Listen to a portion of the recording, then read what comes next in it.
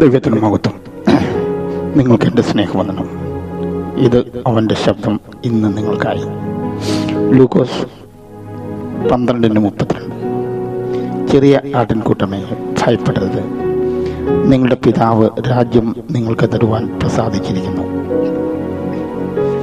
3 ചിത്രങ്ങളാണ് ഇവിടെ തെളിഞ്ഞു കാണുന്നത്. ഇടയൻ, ആട്ടിൻകൂട്ടം, പിതാവ്. യേശു തൻ്റെ ശിഷ്യന്മാരെ സ്വർഗരാജ്യത്തിൻ്റെ മുൻഗണന എന്താണെന്ന് പഠിപ്പിക്കുന്ന ഒരു ഭാഗമാണിത്. ദൈവത്തെ ഇടയനാക്കുക. നമുക്ക് ഒന്നിനെക്കുറിച്ചും വ്യാകുലചിന്തപ്പെടേണ്ടതില്ല. കാരണം നല്ല ഇടയൻ തൻ്റെ ആടുകൾക്ക് വേണ്ടി ജീവൻ വെച്ചു കൊടുക്കുന്നവനാണ്.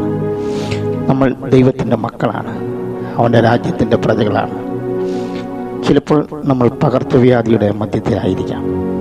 നമ്മളെ ചിന്താകുലരാക്കുന്ന പല കാര്യങ്ങളും നമുക്ക് ചുറ്റും നടക്കുന്നുണ്ടാകാം. ഇതാണ് സാധാരണ ജീവിതം.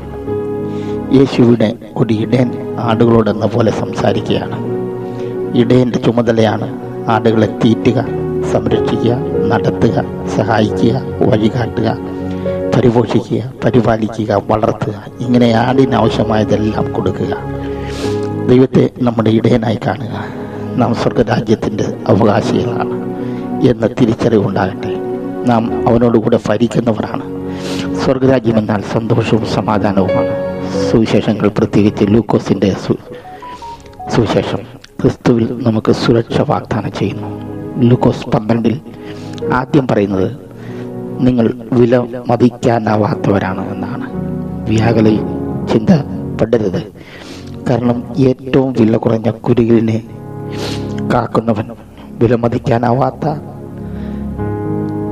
നിങ്ങളുടെ കരുതൽ സുനിശ്ചിതമാണ്. അവൻ നിങ്ങളെ കാക്കാതിരിക്കുമോ എന്നൊരു ചോദ്യത്തോടെയാണ് ആരംഭിക്കുന്നത്.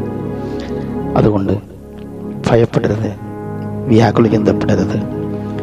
നല്ല ഇടയൻ ആളുകൾക്ക് വേണ്ടി തൻ്റെ ജീവനെ വെച്ചിരിക്കുന്നു. ദൈവം നമ്മളെ അധികമായി അനുഗ്രഹിക്കട്ടെ.